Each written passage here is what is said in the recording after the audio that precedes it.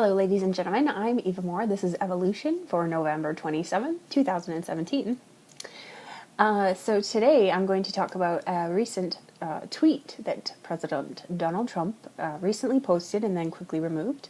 And it kind of is roughly, I would say, related to a lot of the posts that QAnon has been making.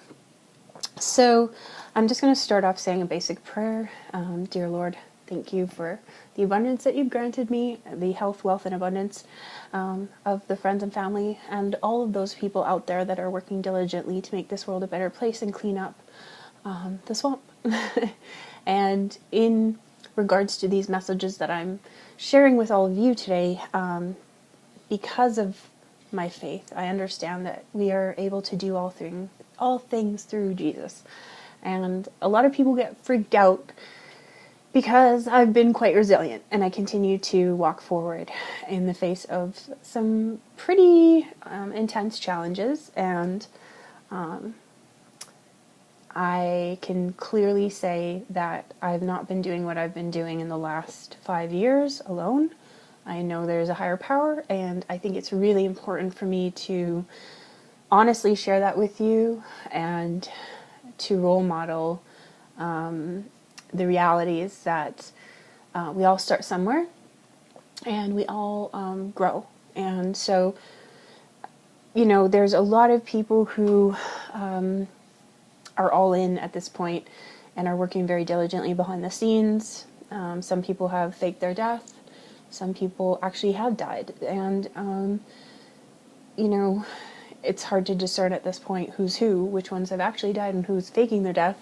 But at the end of the day, they're all working together to clean the swamp. So I just want to say thank you and God bless to all the people out there that are actually rolling up their sleeves, getting their hands dirty, and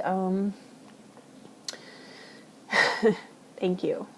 So the Trump tweet was, I've not seen it. I've not seen a screenshot of it, so I just want to say it was a bit difficult for me to do any due diligence on the validity of these claims, but it seems to be circulating, so I'm going to run with this. Apparently the tweet said, "The time is upon us. Operation Alice in Wonderland is about to start." And there's been a number of different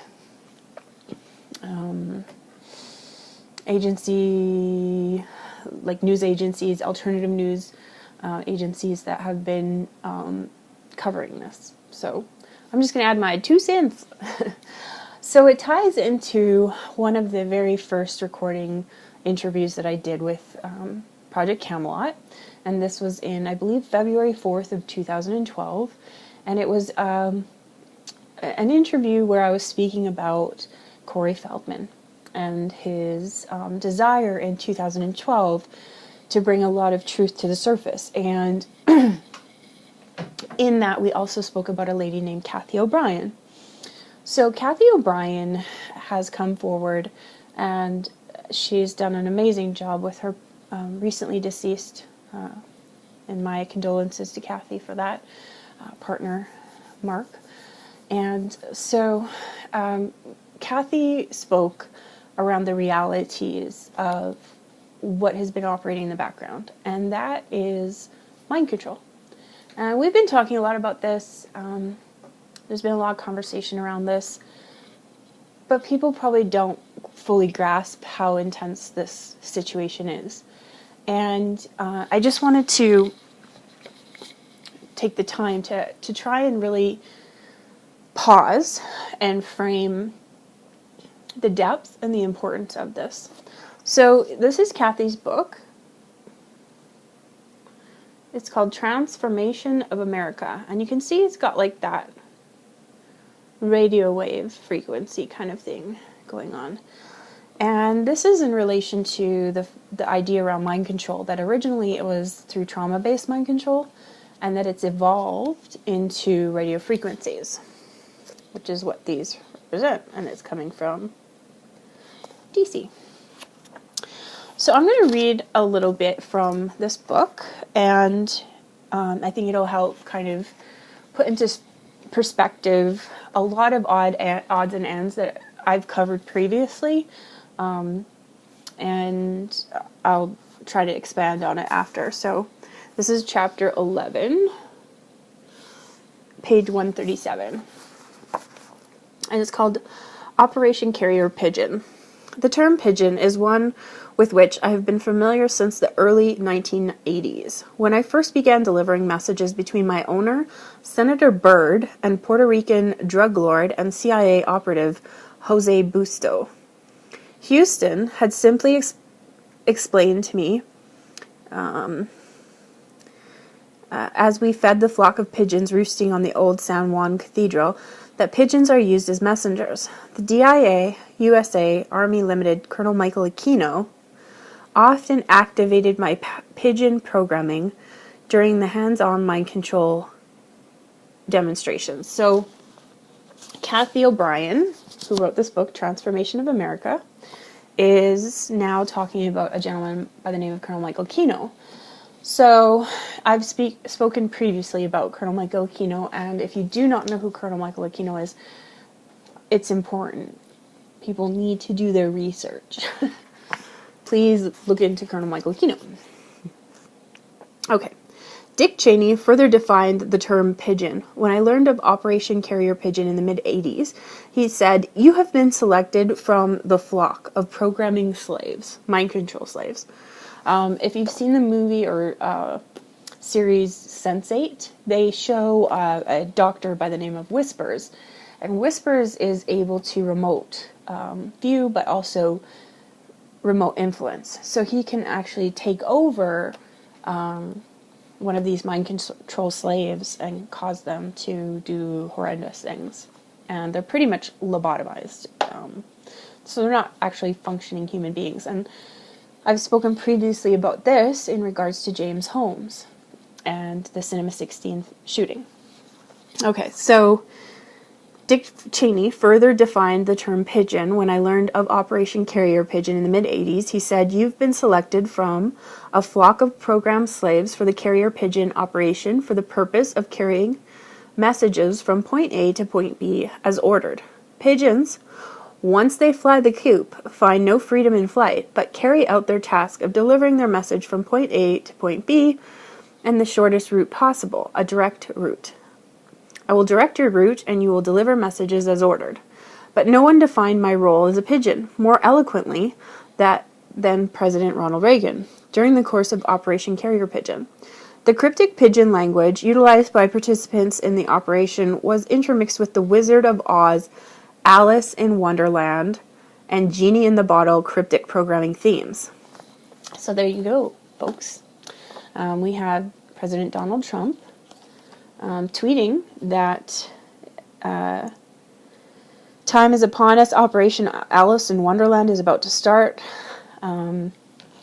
So what is Operation Alice in Wonderland? That's what we need to find out.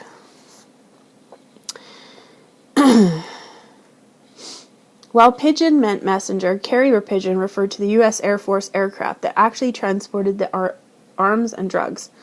Pigeon droppings, including the sometimes multinational dispense of arms and drugs after they reached their destination. Pigeon howling meant covering up the criminal activity. These definitions, as I understood them then and understood them now, may well include deeper, more diverse meaning than I have perceived. Habib's favorite programming theme was Alice in Wonderland, Through the Looking Glass. Due to its international recognition in relation to ultra-effective NASA, Mirror Time, and Infinity space programs for the instantly dissociating program participant.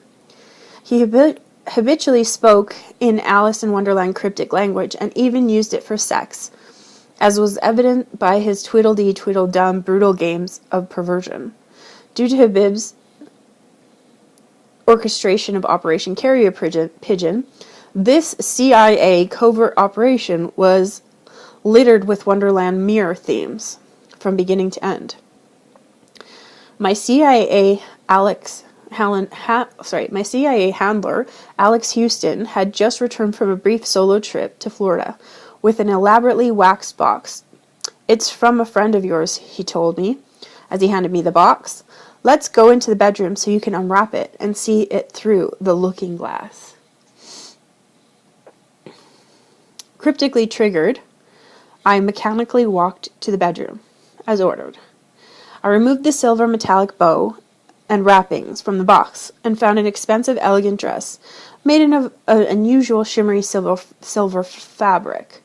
A sheet of plain white stationery wrapped in Philip Habib's recognizable shade of blue script lay on the top of the dress.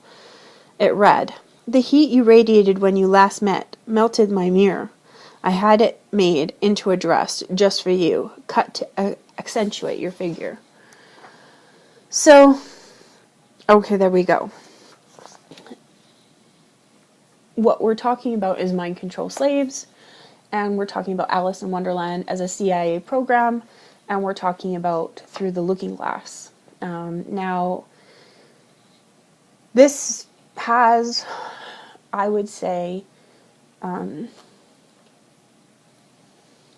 great deal of application to a number of people who've come forward as whistleblowers, who deserve the utmost respect and care and support when they came forward. And unfortunately, under Hillary Clinton, this was not safe.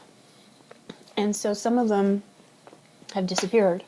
Some of them have died. Some of them have, willingly put themselves in jail to survive and work within an administrative framework that would not only guarantee them some safety, but perhaps effectively to start to transform the cesspool from the inside out. And so, for everyone out there who is unaware of what actually happened to Kathy O'Brien, she was used as a sex slave by Hillary Clinton. And Kathy mentions that Hillary is predominantly more bisexual and gay than from being attracted to men. And all of this information was presented and brought forward. Kathy unfortunately had the muscle, her pelvic muscle of her vaginal wall cut and a face carved into her vagina with an X-Acto knife, or many X-Acto knives. We're talking about some pretty strange stuff, and a lot of this stuff is not necessarily, a morale booster, like Go Team USA. And I do not bring any of this forward in any way to undermine the beauty that is currently unfolding within the United States. It is definitely, thanks to Donald Trump and his effective, coherent team of his family and the loyalty that his family has practiced over years of corporate success. And, for surrounding himself with some amazing military personnel. So it could be very overwhelming to hear, the information that Kathy O'Brien has already brought forward, but then was slapped with a national security issue on. I disagree. I think it's a true testament to what we as human beings are capable of overcoming and therefore thriving through. And, any tough times that are coming or that have come, we've weathered and can continue to weather. And not only weather, but thrive through.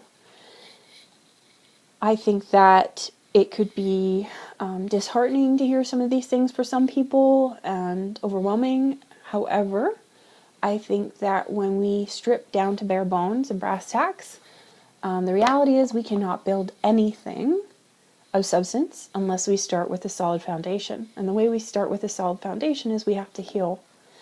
And so how do we heal? Well, we have to face what's been done. And it's hard. It's really hard because it also has an element of spiritual warfare to it.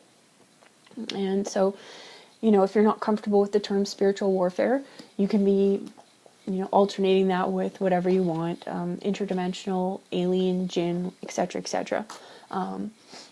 But at the end of the day, there's an effect that we as a third dimensional body are experiencing through the unseen. So I do not say these things to in any way degrade the US or the American people. I come forward as someone who has sacrificed 5 years of my life and potentially a little bit of my health and my comfort, stability, my relationships to bring truth, because that's the only way we're going to build and move forward.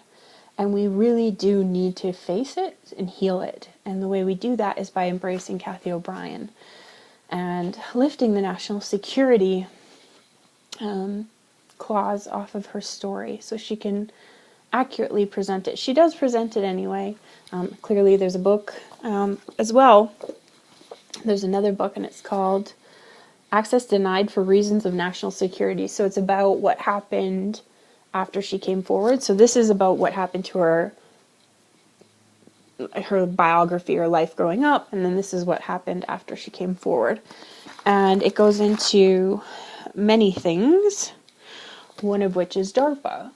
And so for those of you who don't know about DARPA, that's nothing I've really spoken too much about, but it's where we start to cross into kind of like the Stranger Things elements of reality. The Netflix original Stranger Things actually does have a quick flash of an article that says MK Ultra. And so it starts to explain what Kathy O'Brien talks about is when we're exposed to this kind of stress, our consciousness expands and we become like these hyper functioning beings, because nothing in this reality kept us safe. So we have to find a way, and she says blast, and she does this, blast through the subconscious into other realms of our brain. So these are definitely two books I would say if anybody wants to know the truth and is ready to step up and co-create a reality, wants to know what Alice in Wonderland tweet meant, these will help you understand that, and they're crucial for co-creating a new reality, one that is built on truth and sustainability. I have a couple other books I wanted to talk about. This one here, The Creature from Jekyll Island. So I get that this might be backwards. So Jekyll Island is all about the Federal Reserve and the 100-year charter, which is up. It ended. So what we're seeing happen is the account wars, which ties to the LIBOR scandal, which ties to, this 2008 stock market crash, etc., etc., etc., ties to the Consumer Protection Act, the Frank Dodd, and Elizabeth Warren, and this whole thing around, Pocahontas. There's more to this story, way more. Of course, I've already mentioned Eric Prince's book, Civilian Warriors. It ties to, I would say, this book and DARPA and, the mind control programming that our military has faced and has struggled, and the potential reason why we've seen, the suicide rate that we've seen in the last few years, which is why keeping morale high is so important. And, I think mostly a lot of these guys, warriors, may be condemned because they have, in some people's mind, an ultra hyper-religious concept. However, when you're walking in a battlefield and literally dodging bullets, you face reality on a level that most people living 9 to 5 do not get to face, and thus their ability to discern what's important and what will help them succeed in their mission is heightened. Their capacity to figure out how to survive is heightened. And anyone that's gone through a certain situation that is traumatic or faced with recovering from life, and this includes a lot of the addicts that have gone through like AA or NA, Betty Ford, etc., will very quickly come to realize that the spiritual component is the key to overcoming addiction. So, for a lot of us that haven't faced war, who haven't lived that kind of reality, or, a third world type of level of insecurities, we don't comprehend why some people would be ultra religious, or that's what they're called, ultra religious, and so Eric Prince would be, somebody that's been called that. And in his defense, and others like him, I think we really have to start to open up to allowing everyone to express their spirituality and move from there, from a functionality viewpoint. Why do they believe this? And how does it function in their reality? How did they come to this? How does it help them? And what are they up against? Because if we look at it like an equation, we could start to put the pieces together and understand that in different situations, maybe they require different faiths. So if you're from a different community and you're dealing with something else, maybe it requires a different faith, and maybe it doesn't. This is something that is a hot topic, I get that. But we can't get through it unless we start to talk about it. And just shaming people for their beliefs is ineffective. So this is another book I would suggest you read, is Civilian Warriors. And the title in and of itself speaks to a lot of what's kind of going on now. And then the next one, for anyone that doesn't know, this is David Wilcock, and it's called The Source Field Investigation: The Hidden Science and Lost Civilizations Behind the 2012 Prophecies. So a lot of people may not know what that's all about. And this is where I think it's really important, is that we start to not view science and religion as opposing, or spirituality, science and spirituality as opposing. In fact, they reinforce each other beautifully. And I will say that the one thing about the Russian consciousness is that they've been very much embraced in quantum physics. And quantum physics is outside the range of predictability. So where most 9 to 5 people are operating from 0 to 7, 0 to -7 in consciousness, when you go into quantum, you double it. So it's actually 0 to 33, or 0 to -33. And so you're going to have a greater bandwidth to play in as far as consciousness. So the polarities of reality are expanding. So what we've seen, potentially, I will put this forward once again, is we've watched as my husband, William Neil Barclader, who came out in 2012 in his first interview with Carrie Cassidy called Project Looking Glass, which ties into Alice in Wonderland and Donald Trump's tweet. And our first video about Kathy O'Brien. What he shared is that basically when you're dealing with a criminal organization, which we're coming to terms with now, that the Clinton Foundation was in fact this, an international criminal foundation, or the Clinton Foundation was used as a net to be thrown out and to gather and accumulate all the people that were a part of this criminal organization, then you start to comprehend that it would have taken filtration in order to potentially bring it down, like a mafia rollover. So in 2012, William came forward and said that that is in fact what the Obama administration was about to do. They were about to infiltrate and maybe get their hands dirty in this process. And so that was documented in, I think, a 6-part video that William posted. And that was something extremely unknown to me at the time. I didn't understand what he was talking about. He talked about the G8 and the NATO summit in 2012, and that was where the majority of this was exposed to the powers that were. That the gig was up, and that it was time to come to the table with clean hands and good faith. And, That was documented in 2012. So what we're witnessing is the exposure of the infiltration of these networks. And potentially, how long has this been going on? How long has it taken for this to happen? Potentially since 1997, or during, Bill Clinton's administration. So these are the books I would suggest if you're wondering, if you're just starting to wake up and you're wondering what the hell's going on in the world and what's that crazy Donald Trump doing? Which is so funny because the everyday media is not accurately disseminating any information except for Fox News. Surprisingly, Hannity is doing an awesome job. And all of Fox is doing an awesome job at actually telling the truth, which is surprising because, for years it was like, not Fox News. Ah. So, Eric Prince, Civilian Warriors, that'll tell you about what's going on and potentially how Trump is able to do what he's doing.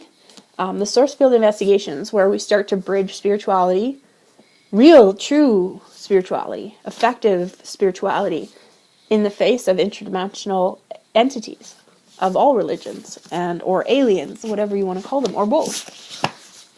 Transformation of America, about the programs, the mind control programs that Kathy O'Brien was subject to under Hillary Clinton, and then Access Denied, which is the result of her coming forward and her story being classified under national security, which is important that all the women out there that think that Hillary is pro-woman, yeah, if she can use you, she's pro-woman.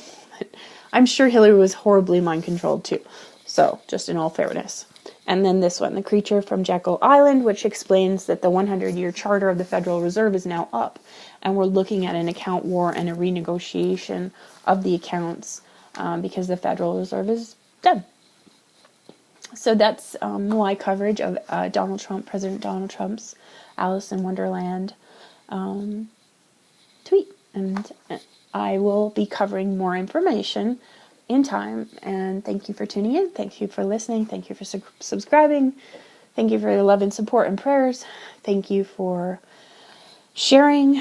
And thank you for being willing to stand and learn and face all these things that have been hidden in the subconscious of our realities and still operating nefariously, I might add, behind the scenes. So God bless and thanks again. Bye.